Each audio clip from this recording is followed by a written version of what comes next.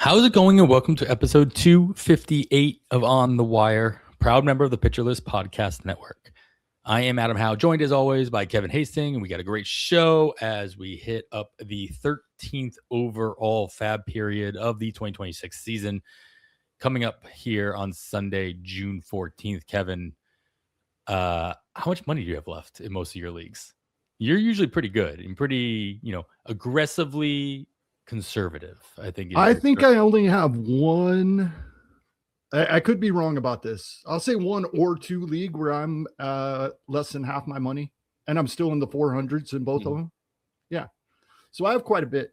I'm sitting around in the 500s in most leagues, and we're 40% of the way through the season, and I do allow my weekly allotment to diminish towards the end of the year. I do want to be able to make my $2 bids the last couple of weeks of the seasons on anybody I want, but so 40% of the season through, and I have almost 60% of my money. I feel like I'm doing good, and even in the ones I'm in the 400s, I feel pretty comfortable. I thought I was low on the totem pole in most of my leagues, or I'm specifically looking at my Earth League in Glarf, and I realized I have the third most amount of money in my league, and I thought I spent unwisely on a few early bids, but now I'm feeling pretty good about that. Just the fact, now I'm gonna feel like it's burning a hole in my pocket though. One of my big bids this season was Jacob Latz, and that's worked out. Sure. Another one of my bigger bids, and I think my bids were even bigger than they needed to be, was Jesus Rodriguez, and he's already been sent back down. So I think 50-50 is pretty good. It's better than 0 for 2. Sure. I think one of my bigger bids on the season was Vientos became available, and I raised my bid like 10 minutes or 5 minutes before bids were due, right? And I got him, and I feel like he spent more time on my bench than in my starting lineup throughout the course of rostering him. But I haven't dropped him just because I felt like, well, I spent all that money. And that's one of those things. It's like you have to be able to separate yourself, of course, from sunk cost fallacy and be able to be like, all right, fine, I made a mistake. It's okay. I got to move on, and I need that roster spot. Especially as we will talk later in the show with as good as Jared Jones has performed, who you did bring up a week or two ago. He was kind of off of my radar. He's still got some availability, so we will be talking about him for sure. All right. Well, without any further ado, let's hit up the news section here. We got quite a bit to get through. I'm going to start from the bottom, Kevin. If you want to scroll down, I'm going to go up because I did put this in chronological order. So let's start a little bit earlier on in the week. The Chicago Cubs made a bunch of moves earlier in the week, and it all revolved around getting back Matt Shaw into the lineup. To make room, they send Kevin Alcantara back down. They also lose James Taillon to the IL, and there was news that Matthew Boyd expected return was going to get pushed back. So we're not going to see him filling in that spot for Taillon. But starting in the rotation, what have the Cubs done since to kind of fill that gap in the Chicago Cubs rotation? Well, they haven't had to do a whole lot because the Assad, he's got some starts this year. Ben Brown, they moved into the starting rotation, and Colin Ray has gotten starts this year as well. They have an off day this week, so it looks like a 2-start week for Shota Imanaga, and then the rest of the week. It may not have been often that we have seen both Assad and Colin Ray in the rotation, but that's what we're going to see for a bit now. Yeah, especially with the Matthew Boyd not coming back as expected over the weekend. And they're obviously not getting Cade Horton back. Justin Steele had a setback as well. So they don't really have much options here, but to just roll with Ray and Assad back to back, or maybe with Ben Brown kind of mixing it up a little bit.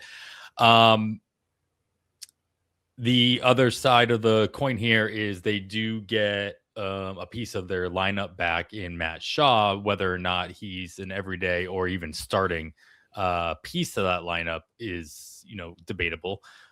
Probably the short side of the platoon, but what have we seen out of Shaw's return, if any changes whatsoever?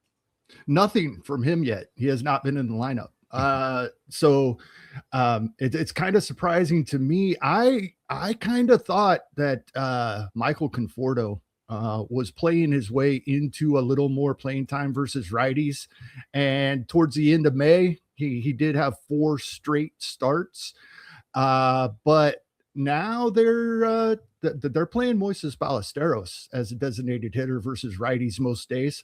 So that's what's going on now. That's the biggest change I've seen in the lineup is 5 straight starts now for Moises Ballesteros. Yeah, I mean, to be fair, they've only been facing righties Yeah. for what feels like forever. So we'll have to Exactly. see what happens when they actually face a left-handed hitter. But yeah, more than likely, Ballesteros gets a day off. Maybe And they have 5 out of 6 righties this week as well. There you go. Well, maybe he gets a day off just because, but Right. He could just end up playing 5 out of 6. In fact, that would be a Conforto day if he's going to get a day off versus a righty. Sure. Going over to Baltimore, Ryan Helsley is starting a rehab site. He started one earlier on in the week, so he should hopefully be back for the Orioles maybe sometime next week.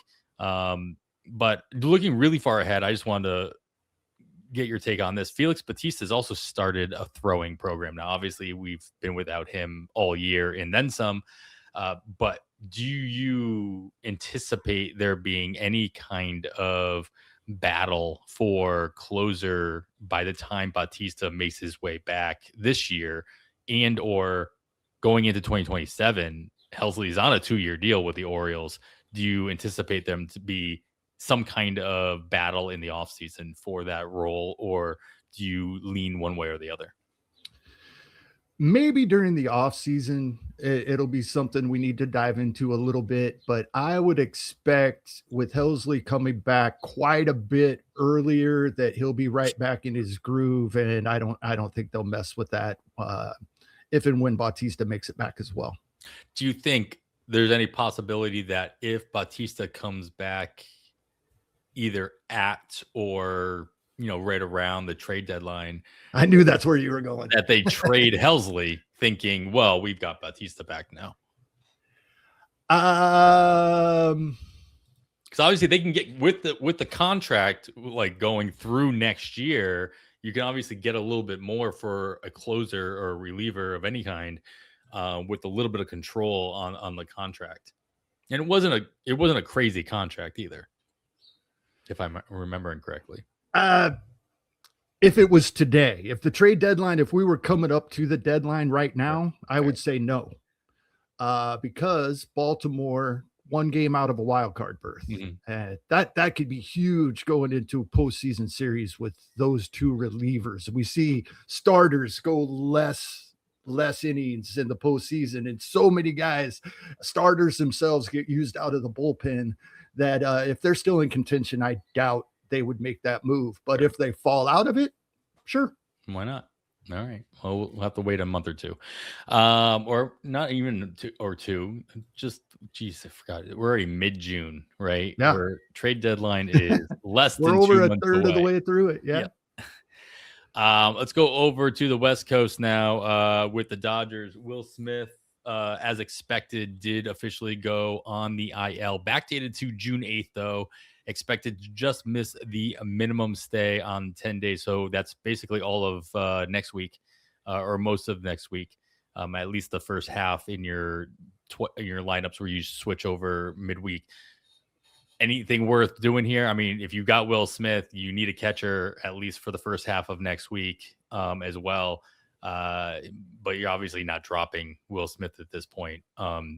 I saw Dalton Rushing was available in one of my leagues last year. He was, I think, the second one on my list. I ended up getting somebody else.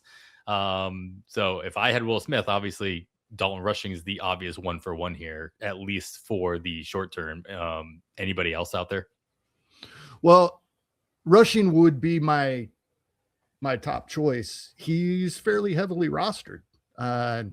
93% main event, 65% OCs. So he is fairly heavily rostered.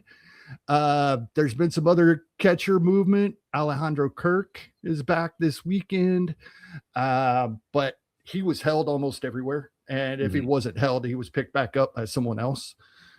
So he doesn't have much availability out there. There was one other one I was looking at. You kind of sprung that one on me. Yeah. Well, look here really quick. Oh, Campusano's getting close. I don't know if we'll see him this week, but he's getting close. That's what I was thinking of. Yeah, fair enough. I did end up grabbing Johnny Prada in the one league where I needed. I started him in a spot this week as well. Yeah, I grabbed him because I wasn't sure what was happening with Sal Perez, and in that league, I realized also I had Amaya as my C2. I'm like, all right, well, I need a better C2 at this point. Amaya's just not getting in the game that often. But yeah, I ended up going with Prada instead of rushing. But if I'm in a spot in that league, I'll probably still grab rushing at least for the first half of next week. It's a perfect week for rushing because they probably don't want him playing or catching every single day. The Dodgers face 2 lefties, 4 righties for the week, and it's an even split. Mm-hmm. So I expect we see rushing in the lineup versus the righties. So we'll see him twice in the first half, twice in the second half. And probably who was it they called up? They do have a backup catcher that I think they'll let him play versus the lefties. Fair enough. Yeah. I mean, yeah. Oh yeah. Chucky Robinson. How can I forget that? I got excited for him. Man, we haven't seen him in a while. All right. Well, we will get to the Alejandro Kirk news in a little bit, but before we do that, let's hit up the AL Central. A bunch of stuff happening there in Detroit.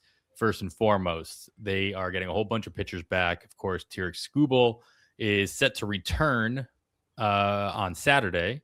And then they've slated that Casey Mize will return on Sunday. This will push Troy Melton over to the Monday start.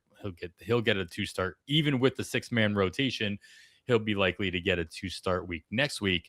But that is the news I saw, was that it is expected that the Tigers will stick with the 6-man rotation for the time being. They still haven't they haven't gotten Justin Verlander back either. Whether or not he comes back or does anything, he's still a question mark.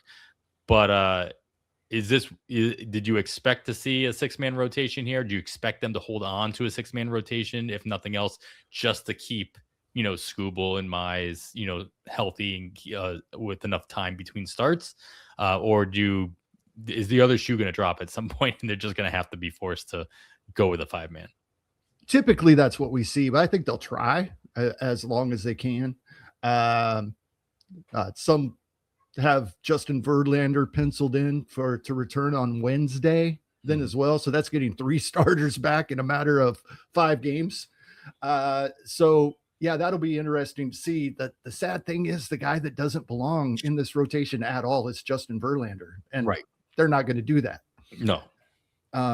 Unless he does it himself. At least not yet. Right. Yeah. So I think for that reason, that's the reason they'll stay with the 6. Mm-hmm. Well, Detroit, I would say maybe Verlander is just at that point where maybe he should just be the closer. But you know what? Detroit just got their closer back. And that's another piece of the puzzle here, is that Kenley Jansen did return to the back end of the Tigers bullpen. And they also brought in right-handed pitcher Jacob Wagenspach and outfielder James Outman. So Detroit's getting a lot of reinforcements this week in general, or this weekend in general. Jansen obviously just jumps right back into the closer role, as rusty as he might have looked. And kind of like how Josh Hader didn't look pretty rusty on his last rehab assignment. Jansen didn't look that great either, but you can't expect anything other than closing out games for the Tigers from here on out for Jansen, health permitting, right? That's my opinion. Yes. How does James Outman fit into the lineup here moving forward, if at all? He's in it right away Friday night. This is something we're gonna have to watch over the weekend. Matt Vierling has not played the last 3 games. Maybe they don't want him playing versus righties anymore. He was a part-time versus righties, full-time versus lefties, and now 3 in a row that he has not been in center field. And it might be, if Outman's enough better of a fielder than Vierling, that could have a lot to do with this as well. But yeah, we're going to have to monitor this over the weekend. If Outman is in the lineup versus righties this weekend, then that may be the case going forward for at least the near future. Mm-hmm.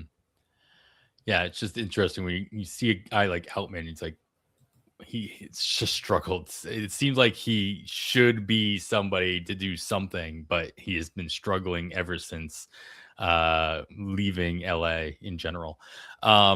We'd like to see him get a little bit more of a shot or a little bit more runway and see what we can do with it. In Detroit, sticking with the AL West, we'll head over, say, our AL Central. The White Sox considering one move, made another move. Let's go with the consideration first and foremost, because I haven't seen an official announcement here yet. So it's still consideration as far as we're concerned, recording on Friday. They are considering calling up Hagen Smith to make his MLB debut on Saturday, one of their top prospects. Saturday would be nice because, of course, then he would be available for us to bid on. But the fact that they're just considering it and not willing to make an announcement about it is, all right, well, kind of wishy-washy. Are you excited for Hagen Smith if he does make his debut on Saturday? Goodness. Here's the problem. You're going to get a lot of strikeouts, but unfortunately the whip might be too much to absorb. Sure. That's what I'm looking at. Double digit walk percentage in the minor leagues usually does not fare well on your major league debut. So that's the worry here. If you really need strikeouts and you have a pretty good cushion in your ratios, then yes, but otherwise I'm a little worried about this. Yeah. Who the White Sox are in Detroit over the weekend, but who are they playing in the first half of the week? They are at the Yankees, and so RotoWire has Hagen Smith starting Tuesday at the Yankees, and then next Sunday at Detroit. They don't have him starting until Tuesday, but I had heard that report about Saturday as well. Yeah, I was gonna say, if he starts on Saturday, he skips the Yankees and he'll get Detroit in Detroit. Right. So we'll see how that works out. The other move that the White Sox made, they made within the division, sending Nolan Jones over to, taking Nolan Jones from Cleveland for a bucket of money, basically $250,000 in bonus pool money. How does Nolan Jones fit into with his New Jersey?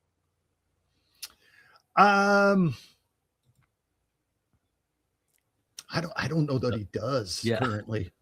I don't think he does actually, because Braden Montgomery, they called him up early in the week, and he's going to get some run here. I believe it was a 1-for-1 with Nishida, so that looks pretty set. Tristan Peters has been performing pretty well in the outfield there for them as well. He's not going to take Meadroth's spot, or Colson Montgomery, absolutely not taking his spot. Benintendi is starting to lose more and more at bats, and even versus righties on Thursday, he has not been performing the typical steady 260, 20 home run guy, is not materializing for us this season. So there is some movement, but I think the White Sox, they're going for it. They're calling up everybody, right? I think that's why we're going to see Hagen Smith, right? They are in first place in the American League Central, and they've called up Antonacci, Colson Montgomery, Braden Montgomery, Jacob Gonzalez, right? this is fun. Evan Pereira, we'll see how much run he gets in the outfield. He did start in center field on Thursday, his first game back from the IL, but he's sitting on Friday evening with Tristan Peters back in center. So yeah, they are young and a fun team to watch right now. I'm so happy for Mike Carter after the last couple of seasons. Yes, he's always the first person I think of. But yeah, I think they're going to play the young guys. And if Nolan Jones catches fire at AAA, maybe we see him. But yeah, I don't think he's part of the short-term plan. Yeah, of course, bearing the lead a little bit on my part, but you nailed it. Braden Montgomery, also the big name here to get the call up for the White Sox, making his debut on Tuesday, making him readily available to add to your lineups in your weekly moves leagues on Sunday. Fab. I mean, this has got to be one of the bigger fab bids maybe of the entire season. What's your overall expectation as far as Montgomery's cost going to be this Sunday? I think it will vary greatly from league to league due to the possibility of the high strikeout rate, and that will scare people like me away from bidding too heavily. And in some leagues I think he'll go for I think we're going to see a wide range of bids. Well, the thing is you only need the one, right? You only need the one bid that goes high enough to scare everybody else away. So you don't usually get to see all the other bids. So it's like if all 15 teams in your league bid on them, it only matters what the highest one was. So if the highest one in every league is $200, $150, I mean, that was the bid. But I don't think it will be. I don't think that will be the case in every league. Yeah, I think there will be entire leagues that nobody bids over $30 or $40, and entire leagues where 2 or 3 are going well into the triple digits. So it's going to vary a lot. Yeah. I mean, obviously, especially in the 12s, right? We see such a huge variance in bid amounts in the OCs. I think that just the fact that he's an outfielder, though, and doing what he could possibly do, you're going to see a little bit more activity here. If it was, we've seen a handful of middle infielders come up and some corner infielders come up, and some excitement in here or there. But just the fact that, especially in a 5 outfielder league, the outfield, I just feel like there's going to be a little bit more need somewhere in your league, especially in your 15 teamers. And that just leads me to ask, do you expect Montgomery to have an everyday role? Like, luckily, that's what I was just going to say, because he had a start against a righty and a lefty in his first 2 days, first two games, and hit in the middle of the order versus both, right? He's hit 5th and 6th in all 5 of his games, versus he's hit as high as 5th versus a righty and a lefty. Mm-hmm. That gives me confidence he is at minimum near everyday right fielder. Mm-hmm. I think it was a 1-for-1 with Nishida, and he was playing once in a while. Nishida was sitting versus lefties, but not every one. Right. So that makes sense. All right. So we still got more AL Central news to get to and a whole bunch more. But first, we're going to take a quick break. All right. I mentioned that the White Sox made the trade with Cleveland to grab Nolan Jones. Cleveland is also debuting their own prospect in Daniel Espino, but they're going to be debuting him out of the bullpen. Do you expect that to change or get stretched out at any point this season for you to be actually interested, or is this just a wait and see situation? I think it's wait and see at the moment, but it could turn into a little more. I think is where I'm going, but he hasn't even averaged a full inning per appearance in the minor leagues so far this season. 22 appearances, 18 2/3 innings. Mm-hmm. So it will take some time to stretch him out. Yeah, if they even have that need at any point. They have a knock on wood, a fairly a healthy rotation as it stands. But still, just obviously a top prospect within their ranks. A name to just keep an eye on. Kate Smith seems to be holding down the post, and Espino doesn't have a road to any kind of high leverage situations either. So, just a name to keep an eye on. Philadelphia loses a decent bat, whether or not he was actually,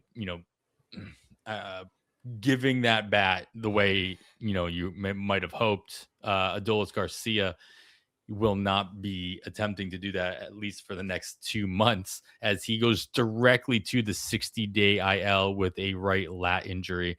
If you're holding on to Garcia at this point, he's an easy drop. I'm assuming. Do you expect to see Garcia back by the end of the season? Really? Probably not, but it's kind of unfortunate because he had struggled for much of the year, but it seemed like he was heating up a little bit. Mm-hmm. And he'd had a couple other spurts this season. So far in Philadelphia, Gabriel Rincones Jr. Hopefully I'm saying that correctly. I think I'm pretty close. He got called up from AAA and is in there in Garcia's spot in right field on Friday evening with newly acquired Derek Hill on the bench. So I'm not so sure which way they're going to go here. They just acquired Derek Hill from the White Sox in that move, I believe. Yeah. So I am not ready to say that Rincones Jr. is the everyday guy, but we probably will have a clearer picture by Sunday evening. Yeah, it's just Nolan Jones. They trade Derek Hill and bring in Nolan Jones with the White Sox too, of course. And sometimes you just kind of see the puzzle pieces being moved around, and you're just like, why? But obviously there's always money involved. There's, personalities involved. We all watched or read Moneyball. We know that these things can happen just because you're in a bad mood in a way. So, I'm just slightly curious to know how that kind of came about. Because on the surface, it just kind of looks like, all right, the 1-for-1 type of situation. Let's get out of the AL Central finally and just make an announcement just to keep an eye on it. St. Louis has called back up Blaze Jordan to their lineup or considerations. What kind of role do you expect him to play for the Cardinals and possibly for our fantasy leagues? Well, Nolan Gorman had started at third base in 7 of the last 9 games.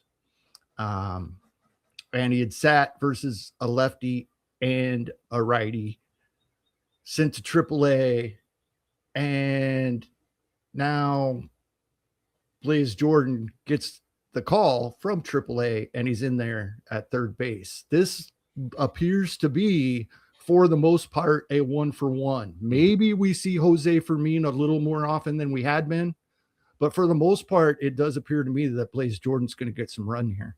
It might have some appeal. Yeah, that was the 1-for-1 move, corresponding move. Nolan Gorman getting sent down to AAA, and they just swapped spots. And it's only been 1 day, to your point. Yeah. But it might be telling that since this was a 1-for-1 move, and Jordan got the start right away, and in the same spot in the lineup as well. Like Gorman had been batting 7th or 8th for the last 2 or 3 weeks after getting pushed down in the lineup and hitting 5th most of the time.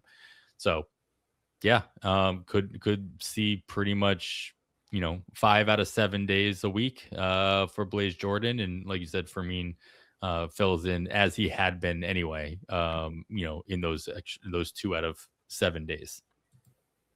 Yeah, we won't see Fermin enough to be an asset to our fantasy teams. The question is, will he take enough time away from Blaze Jordan so that he's not an asset either? That's what we got to figure out. I think we'll be okay with Blaze Jordan. Yeah, I mean, I'm interested if Blaze Jordan to me seems like somebody who, if can get everyday playing time, could volume his way into relevancy.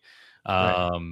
And if he doesn't, then you know, in daily moves leagues, you play him where you can, and you kind of cross your fingers that he gets more playing time.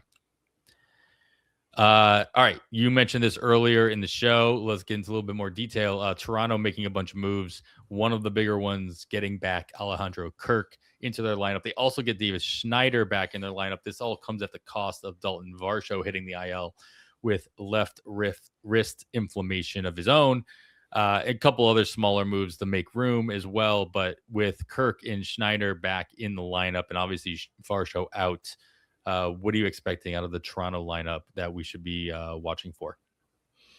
Well, because George Springer typically takes up the designated hitter, they have to find room. Now, we knew Kirk will get back in there. Valenzuela, in my opinion, performed very well, and they may ease Kirk back in. We may still see Valenzuela get quite a few starts with Kirk back. I think Kirk gets a majority of the starts fairly soon, within a couple weeks, but in the early going, it might be almost an every other day thing. Yeah. Brandon Valenzuela has been playing pretty much every day and every single day behind the plate. It's not as though they were mixing and matching, giving him some DH spots to give him that much playing time. But I mean, he's playing 5 out of 7 pretty much when in the 7 day weeks that he has. So that's it's unfortunate, and he's been performing well as well, at least in recent. Yeah, I did go ahead and put Kirk in my lineups where I had held him for this weekend, but I am only expecting 2 out of 3. I expect he sits tomorrow. I expect they ease him back in, play a game, get a day off, play again Sunday. Mm-hmm. All right. Well, if you taken advantage of Valenzuela, don't feel as though you have to take him out right away, at least for next week. Hopefully you're in a situation where you have Valenzuela and Will Smith, and you can just hold on to him for another week.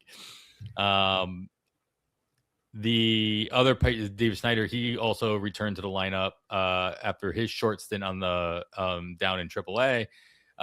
Started in left field on Friday as well, near the bottom of the lineup. Wasn't playing every day or anything close to it before getting sent down. Is you expect them to kind of fill that same role now that he's back up, or do you think they're going to give him a little bit more run? No, I think he's short side platoon. He did. I mean, I know it was only 60 plate appearances, and I know as AAA, but I haven't read anything on if he made a mechanical adjustment, but his strikeout rate plummeted in those 60 plate appearances at AAA, and that could be something that I haven't seen anything, but something I'm going to try to find out. Varsho being injured for about 5 or 6 days prior to getting put on the IL officially on Friday. Miles Straw had been filling in for him at center field pretty much every day since. Expect that to be the same moving forward. Don't necessarily expect to be interested in Miles Straw per se, but the playing time will still be there. Yep. The Giants got back Ryan Walker. What's his role with San Francisco now that he's back in their bullpen? The Giants have come right out and said that they want to stretch him out into a longer relief guy. So that is what they did with him before. This is exactly what they did with him that's before. The plan. Yeah. I believe that came from Vitello, straight from the manager. I mean, that's where for the longest time, he was doing so well, and like so well that everybody's like, he should be the closer. But like he did his best work in those 2-inning stretches or in the 7th or 8th inning. And as soon as, finally he got that closer opportunity, and just seemed like this just wasn't for him. So maybe this is the right move, right? This is this is where he belongs. And he can... the Giants, their bullpen's been a mess, so they need something. They Yeah, need right. something. And if he could come in, pitch the 6th and 7th, or come in and up some point in the 6th and get 4 or 5 outs through the 7th to get them to Keaton Wynn and Caleb Killian, that could help them a lot. Yeah, fair enough. The Athletics, staying in the Bay or the greater Bay Area, the Athletics, who've been spending more time in Vegas than in West Sacramento, they got back Jacob Wilson, but it does come at the heels of Brent Rooker hitting the IL with a left knee bone bruise. Obviously, this is not a 1-for-1 due to position eligibility, but as far as like the lineup goes, I think a lot of us were wondering what was going to happen in the infield with Jacob Wilson, but do they have enough flexibility with the Max Muncies and the Geloffs and everybody else playing in the infield to just kind of backfill Rooker's spot in the outfield? Or, what are you expecting to see out of the Athletics lineup? Yeah, we're going to see. We already were seeing Colby Thomas versus lefties. That will continue. They have a more righty heavy. They'll be facing more righties this coming week than they did this past week and this weekend. So that means Carlos Cortez back in our lineups, and hopefully he gets going again. He's been kind of slowing down. Geloff's an everyday guy right now. I think we're going to see Lawrence Butler versus righties for a bit here. He's had a not good season. He doesn't even play versus every righty anymore, never plays versus a lefty, but we may see him for this week. Yeah, of course, they've had quite a few lefties over the course of this past week, facing 3 out of 4 in their last 4 games. So we're not seeing Jeff McNeil in there. We're not seeing Cortez, as you mentioned. So to see them getting a lot more righties in the next week, things should kind of even themselves out in those guys' playing times. It appears to me they want to be able to play Bolte every day.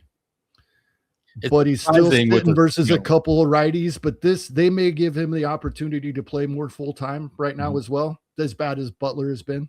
Right. Like, I got no numbers to back it up, but I always see catcher. I mean, anything up the middle as somebody that you don't want to platoon if you can avoid it. Right. You want, because you're obviously playing these guys because of their defensive prowess at shortstop and at center field. And so Bolte having that capability, you want your best guy in center field with the glove whenever possible. The last thing of note, we got 2 things, but only one of them's really of note. The Brewers did lose rookie starter Coleman Crow, who had been up and down, making some spot starts or some, a couple starts here or there throughout the season, to the 15-day IL with a right flexor strain. Any expectation on what the Brewers do with their starting rotation hole that Coleman was already filling? It appears to me that they're going to be okay. Gasser, Sproat, Mizorowski, Drohan, and Harrison. I think that'll be the 5 for now. Yeah. All right. It just seemed like Crow was the one that's like, all right, fine. We had to fill a hole. I can't remember what the hole might have been. It might have been when Woodruff went down, or no, maybe it was Logan Henderson. And then now Coleman just ends up adding to the pile that is the Minnesota. I mean, they have a full rotation pretty much. Quinn Priester hit a setback as well. Brandon Woodruff does look like he's a little closer to returning from his shoulder inflammation. But obviously Logan Henderson just went down, and then Crow adds to the mix as well. All right. Well, the last thing I'll say is just, kind of housekeeping. It did come across as official that Chase Dollander is having UCL surgery. So if you, for whatever reason, we're still holding on to him in your redraft leagues, please stop doing that. And save yourself, the trouble of wasting a roster spot, because we're not going to see him for the rest of the year. With all that, I think it's time we look to see what's out on the wire, Kevin, and what we can add to our teams. But before we do that, We're going to take a quick break. All right, we are back. Of course, you're still listening to On the Wire, and we thank you very much for doing so. We're going to get into all of the recommendations and all the categories as we typically do after finishing up all the news that relates to your fab considerations. Of course, there was a bunch of other news that happened that we skipped. You should be checking out the First Pitch podcast every single day, and then Nick Pollock's Plus Pitch podcast most days throughout the course of the season to get your fix on everything that happened with all the starting pitching from the day before and insights into streaming options for the next day, especially in your daily moves leagues and leading up to your Sunday fab period. Good to just always have that fresh in mind throughout the course of the week. Listen to that wherever you're listening to this podcast. But Kevin, that's enough talking about pitching already. I know we're a pitcherless podcast, but we gotta talk about hitters. Who is out there that can add to our power categories? Of course, we're talking home runs, RBI. That is still readily available for us to consider. Yeah, I told you we'd talk about Jared Young, everyday first baseman now for over a couple of weeks. He is only 72% rostered in main events and only 5% in online championships. So he is now the concern with Jared Young was that we were expecting to see Polanco back pretty soon. And before the season began, we were told Polanco was going to play first base for the New York Mets this season. But he's had another setback. It doesn't appear to be too serious, but he's going to sit down for a few days. I think it gives us at least another week of Jared Young. And if he continues to produce as he has so far, they're going to have to figure something else out when Polanco does come back because they need Jared Young in that lineup. Yeah, that's I feel like somehow Jared Young gets talked about every week for the last 2 or 3 weeks. When he got called up, you brought him up. Yeah. And then a little bit last week, and I was a little surprised that he still has the availability he does, especially only being 5% rostered in 12s. Mm-hmm. Yeah, but it's a nice shout out because he is playing, regularly, and obviously people have got this. And he's the reason. He's the reason your Vientos isn't playing any longer. And in fact, Vientos might not be long for this roster. Yeah, well, I mean, maybe, and if that happens, then he'll finally not be long for my roster. There you go. Sometimes that's what it takes to get us to make the move. Mm-hmm. Unfortunately, I do that way too often. Yeah, I see Bryce Eldridge on this list. I was happy to grab him in one of my 12 teamers, and that's the only place that you're going to find him available, of course, at this point, as he continues to do what he was expected to be doing across the board as well. Yep. And a couple of big moments for him this past week, and I think he the face of the franchise. He's taken that spot, as was. If not expected, definitely hoped for. So that's really cool to see. Lars Nootbaar coming back, 2 home runs already in the first 5 games back, 51% rostered in 12s. He is 98% rostered in 15s, but always check, as you like to say. And then, I did put Dalton rushing here for this week. There is the worry that we would see Will Smith back for the weekend, but I think, I think I would give rushing a shot, even in 12s where he's available in 2 catcher leagues. Fair enough. All right, well, let's get some speed on the board then, Kevin. Stolen bases, runs scored. Who is running amok for you in this next week's matchups? Well, if he's going to perform anything like he did in the minor leagues, Cole Carrig, who has been up with the Colorado Rockies now for 4 games, including his start Friday evening, started all 4 of them. He already had 30 stolen bases in 57 games at AAA this season. He had 46 stolen bases in 123 games last season. He had 53 the year before that. He's gonna. The only worry is Colorado, right? even with these 4 consecutive starts, as soon as he was called up, Colorado really confuses us sometimes, but it does appear he's getting this run. And with making his debut on Tuesday, obviously he's not rostered anywhere. No. But yeah, I mean, this seems like a lot. It seems like a lot of stolen bases that it could be possibly up for grabs. So Cole Carrig seems like somebody, if you're like me in more than a handful of leagues, you need to take note of for some added speed. The question is, Jake McCarthy's been out with an illness the past 3 days. Now, that first game when Carrig was called up, they were both in the lineup. But we have seen Sterling Thompson get some starts in the outfield. They have dwindled recently. And I would expect that to continue and Carrig stay in the lineup. But like I said, the only thing that worries me about playing time here is the fact that it's the Rockies. Yeah, fair enough.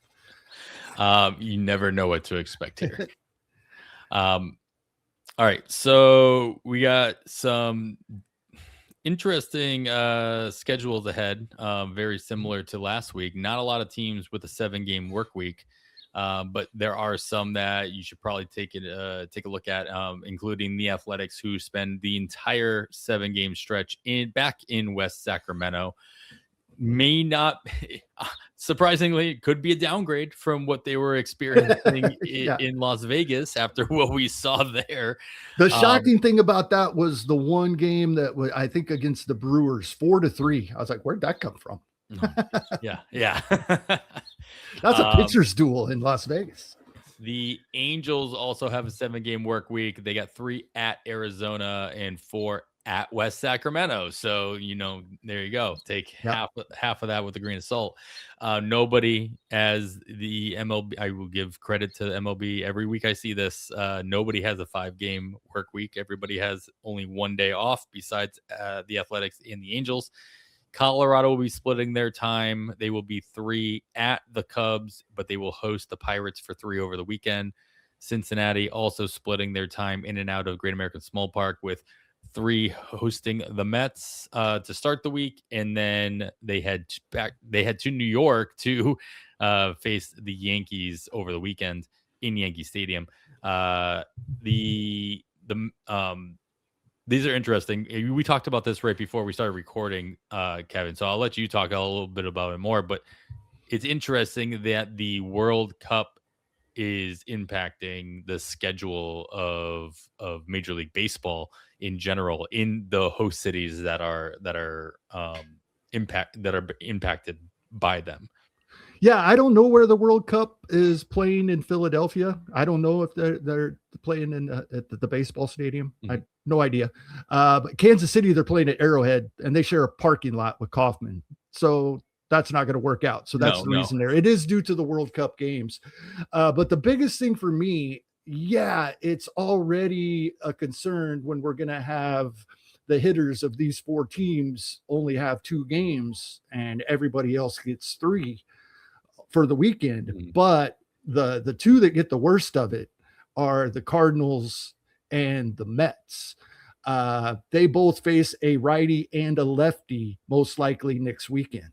So that makes it tough already. And for the Mets, the lefty and righty are Christopher Sanchez and Zach Wheeler. So as I told you before we started recording, I think I'm sitting all Mets except for Juan Soto, even all the accolades I just gave Jared Young. Yeah, but still, like even if any of them miss a game, that one game that they do get in there, do you want them facing whoever that is anyway? And I think it's you have to be in a pretty desperate situation to start any Mets over the weekend, just due to that situation.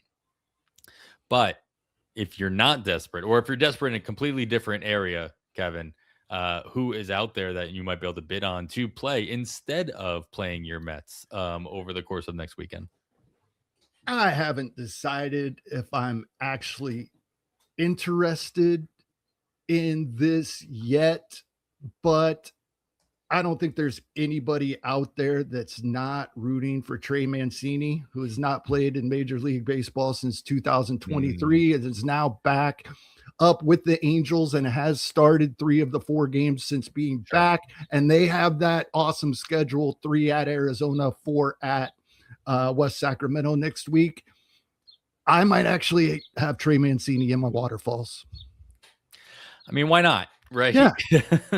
I'll feel good about putting him in my lineup. I may not feel good when I take him back out, but I'll feel good about putting him in there. I mean, this is like one of those like perfect storms, right? It's like there would be situations where you're like, all right, I'm rooting for him, but just not on my team. But with the 7-game work week, the 4 of those being in West Sacramento, why not? Right? Why not? I like the call out there. That's nice. All right, we'll get into our pitching recommendations here in just a moment. But before we do that, we're going to take another quick break. All right. We talked about, obviously Melton's not going to be available. He'll be pushed into his 2-start week, but handful of other 2-start options that you may want to consider, Kevin. And then anybody else that just has a good matchup in general. It doesn't have to be a 2-starter. But who do you have your eye on to fill up your wins in strikeout categories? Yeah, keep an eye on Hagen Smith if we see him this weekend and he's available. Like I said, careful with the whip in that situation. If there's a big bunch that you're a part of in your league in whip, which can happen in a lot of leagues, it can really be a bunched up category. I would definitely I would have reservations, I think is the best way to put it. A couple of guys that I don't want to have to use, but they might be the best available. David Peterson, it appears that we will see him on Monday for the Mets. It's at Cincinnati. Cincinnati has not been great as a lineup all season. But once again, the whip that David Peterson could put up with those walks, I think in 4 of his last 5 appearances, he's had at least 3 walks. So, yeah, I don't want to have to use him, but we might have to. There's not a lot of availability. It's back. I think it was last week we had more selections. It had been really dry, especially in 15s. A couple weeks prior to that, and we're back to that. Another guy I really don't want to have to use, but Lucas Giolito with this 2-step at St. Louis, at Texas. I'm worried about at St. Louis. That's something I did not think I would have said before the season began, but I'm worried about that one much more than at Texas. Yes, the Texas Rangers have performed better recently, but it has been the worst ballpark as far as runs being scored so far this season. So I think Giolito will be safe in that start. Just that fact alone is going to have me lean Giolito over David Peterson. And I think he has more availability as well. Actually, no, they're both nearly universally available in 12s, but Giolito's rostered in 70% of mains. David Peterson only in 30% of mains. And then my favorite of the week, only 3% in 12s, but 68% in 15s. People were ahead of the game on this for this week. Andrew Alvarez, he has a pretty nice 2-step, actually. He will get for Washington, who's scoring the most runs in baseball, so we're chasing wins with all that run support. He gets the Kansas City Royals and at Tampa. There you go. Well, another piece of news just came through during today's game. Spencer Strider, and this is timely just because we're in the starting pitching categories here. Spencer Strider did leave his start early with arm, not fatigue, just soreness, arm soreness. Problem is, it was his throwing arm. So you don't want any soreness in that arm per se. J.R. Ritchie was called up and was re-added to the Atlanta lineup or pitching depth at the major league level earlier in the week. I'm assuming if Strider has to miss any time, that But he'd probably get that shot on Thursday. Maybe they could skip it. They have an off day Monday, so they could move Perez Elder up, and then we'd be looking probably. Let's see, we'd be looking at him about next Tuesday, because this doesn't sound good for me. I don't know anything other than what you just read me. That doesn't sound good for Strider. So yeah, I might grab Richie where he's available. Yeah. He didn't work out the first time, but some of these guys perform much better their second time around. Sure. And I mean, it was, it might even be, here's funny is that he was called back up. He hasn't made an appearance yet. I mean, actually he might be in this game right now. I don't even know. But if he was called up to join with the expectation of joining the rotation, you think he would have gotten called up and started by now, right? And if he was called up to just give depth to the bullpen, this is kind of what I would expect how to work out. They didn't call him up with the expectation Strider was going to get hurt in 3 days after the call up, right? He took Strider's place tonight. He did. So he's pitching right now. Through the 7th inning, he has pitched 4 full innings, given up 2 hits, 1 walk, 4 strikeouts, 0 runs. I mean, he might have just put himself in the rotation with being stretched out in that manner. Right. So. And he lines up for that to be in Strider's spot next Thursday. So if Strider goes down, I think he absolutely earned that start next week tonight. Mm-hmm. And maybe even worst case scenario, it ends up being a piggyback thing. In fact, this is going to make him even more expensive than he was going to be where he's available this week. Well, there you go. J.R. Ritchie bringing your stock up, one relief outing at a time. Well, speaking of relievers, those are usually the ones that we're looking at to fill in our ratio holes that are made by our streaming options that fail us in the wins and strikeouts category. So, Kevin, who is going to buffer out your ratios if needed? My new addition this week, he's been back for 7 appearances, is yet to give up a run. His whip is under 1 as well. We've talked about this guy in this position in years past, but he's been banged up recently. AJ Minter back in New York, performing amazingly. And I believe not just his most recent. I'm hoping this is what we start to see.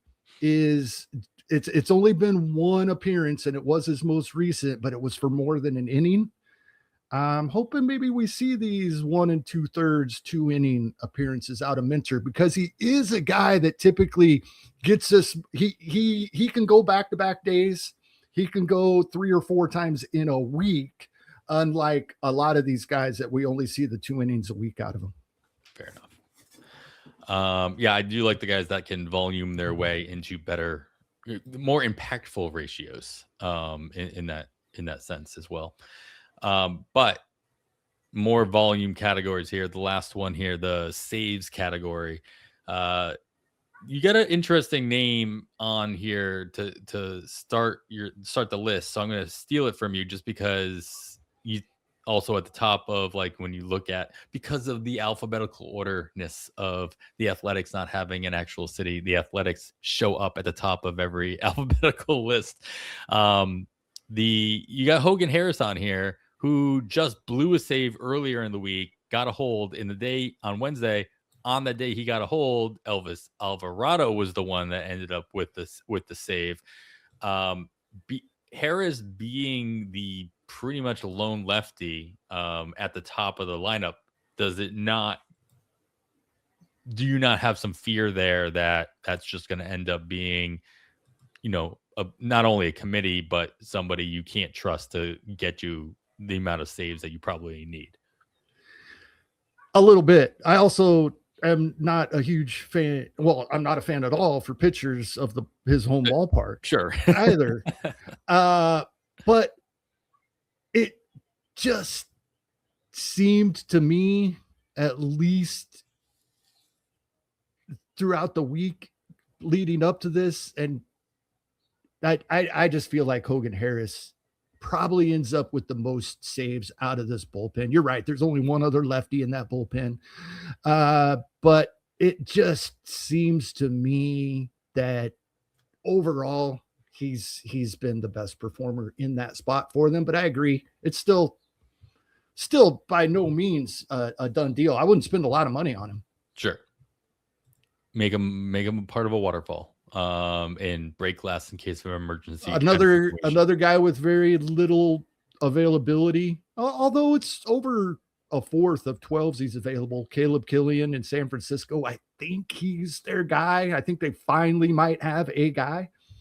And he's 100% rostered in 15s, but we're probably looking at 2 to 4 weeks for Pagan, and they have not been able to find a replacement for him in Cincinnati. Not that they've needed someone very often to try to close out a game in Cincinnati, but he's available in 25% of 12s, but fully rostered in 15s. Lang wasn't picked up everywhere and has continued to be the guy in Kansas City. He was picked up almost everywhere, but I think only like 87%, even of mains. So let me double check that. I don't want to give you bad information, but always check. Yeah. Right. Yeah, exactly. In Arizona, AJ Puck had a setback during his rehab, not as though he was going to take over for Paul Sewald, though, at the beginning of the year, I think some of us might have thought that AJ Puck and Justin Martinez would come back in back-to-back situations and fight themselves for the closer position at Arizona. But obviously Paul Sewald has a hold on that position for Arizona. But if you were kind of eyeballing AJ Puck, just know that that's not happening sooner. It's going to happen later rather than sooner. I think Grant Taylor, he's universally rostered in 12s and 15s on NFBC right now, but he probably has some availability in other leagues out there a little bit. Mm-hmm. Appears that he has finally taken over the job that many thought he would start the season with. Right. He's been phenomenal this season. He just hasn't had that opportunity. He has gotten it a couple of times recently. And then what was it? I just looked up. I looked up something and I forgot what it was. Oh geez. I want to say it was the Killian's. No, it wasn't Killian. It was somebody's availability. Oh yeah, it was Lang. He is 100% rostered in 15s, but only 86% of 12s. Only 86%, but available in some OCs out there. There you go. All right. Well, still, decent amount of names to keep an eye on. And again, always be checking. ABC, right? That's the ABC, mm-hmm. Right? Always be checking. Your list of free agents. You never know who you might come across. Like I said before, I was looking for a catcher. Dolan Rushing happened to be available, but he's rostered in most of their places. So every league has that guy that you can be like, oh, I'm surprised he's available. So always be looking. We got one more category to get to, and I'm not even going to bother with another break here, Kevin. We'll go right into it. The wild card section here. It's my favorite one. I can't wait any longer. Who you got on here that we should be keeping an eye out for or adding to our watch list or whatever other wild card reason you got for me? Yeah, so both of my wild cards, I have two this week. One of them we've already talked about a little bit, and the reason they're wild cards for me is I don't think I'm going to use them this week. So Braden Montgomery, we talked about him, but Garrett Cole and Carlos Rodon, Skubal, Mize, some of the pitchers he's facing this week. I'm not real enthused about sending a rookie out there against that for the week. 3 lefties, 3 righties. Who knows? He may sit a bit. So Braden Montgomery, he won't be available next week, though. So if you want him going forward, sure, it's a move you have to make this week. And then Spencer Jones, it's at least 2 weeks before I'm really interested. But if he's going to get the everyday playing time versus righties, people are probably going to start picking him up this week. It may be your last chance to get him inexpensively. The Yankees face 3 lefties, 3 righties this week, so it's not a great week. You maybe could get him in there over the weekend with the 2 righties. And then the Yankees place 4 or 5 lefties the following week. We're looking 2 weeks out. A lot of that could change. But the way I'm looking at it with Spencer Jones, it's going to be a couple of weeks before I can put him in my lineup. But they do have some games versus righties. So if I can get him cheap this weekend, I have a couple of weeks to see how he performs. Look, the question I have with Jones is if Jason Dominguez is as close to returning as some reports indicate. And I mean, how will that impact Jones's just playing time in general? Like you said, he's not playing every day already. And to add Dominguez back into the mix, Stanton will probably come back at some point as well. Does that kind of push Jones to the side, or do you expect him to fight his way into that kind of playing time, in a couple of weeks that you're hoping for? I don't think they want Jason Dominguez in their outfield, and Ben Rice is their designated hitter most days. Mm-hmm. Fair enough. Ben Rice is going to keep playing, right? Right. That's what I mean. I don't think that they will not play. So it's not Jones that loses. They will not play Dominguez or Stanton in the outfield over Jones, and Ben Rice is the designated hitter. I think Dominguez and Stanton are the ones in trouble even when they come back. Fair enough. Whether or not, I know Goldschmidt. Of course, this depends on Jones, what he does until that point. Sure. Yeah. He's got to earn that. Right. Yeah, right. Yeah. But so far, they're giving him all the righty starts in right field. Yep. Unfortunately, they, had a pair of lefties in the last week, and so got some coming up this week as well, and the next 2 weeks. And this is your point, right? This is your point. Yeah. Like, you got to keep an eye on these matchups over the course of the next couple of weeks. Yeah. If you're not going to get that kind of volume play out of somebody like Jones, it's like, all right, maybe he forces the issue, maybe he doesn't. And I just play him in those. He ends up becoming a team streamer, as to steal a term from Paul Spohr. He sits in your bench when he's got 4 out of 4 righties for the first half of the week. You put him in your lineup for that week, and you sit him over the weekend, or vice versa. Exactly. All right. Well, nice. Well, Kevin, with all that in mind, anything else? What else do you got for us as we head into the weekend, as we're almost halfway through June? As I mentioned before, just you look up at the calendar and you're like, oh wow, all right, yep, we're already here. Yeah. I have briefly talked about this in the past, and I almost went through this at the very beginning of the show when you were asking me about how much fab I have remaining. And something I've brought up a couple of times recently and credited Vlad Sedler both times that it was him that I heard it from, was that many times these $1 and $2 guys at the bottom of our waterfall would have helped us just as much, or maybe even more, than the guys we had at the top for $15 to $20. Right. And then for me, I have also wanted to try, not get crazy, but try to hit on 1 or 2 of the more expensive guys earlier in the year, if I can. So saving money throughout the season allows me to do that. And I heard Jason Anthony from FTN Fantasy Podcast with Vlad Sedler was on Benched with Bubba earlier this week. And Bubba asked him about his waterfalls, and Jason Anthony went right into this conversation. And they brought up John Posma, and I've played in 2 main event leagues against John Posma. He does not spend a lot of money on his turn and burn guys, but he'll spend money on somebody he wants to go get. And for somebody that has performed as well as John Posma has at this game for so long, especially when it was a subject that already made a lot of sense to me, and I already kind of thought, yeah, this is a transition I need to make. the fact that somebody like John Posma is playing that way just reinforces it. There you go. Yeah, I mean, look, it's like in any other aspect of your life. Look at what people are doing who are being successful and try to do it, if not the same, better than what they're doing. Right. Try to work on it and when work it into your own thing.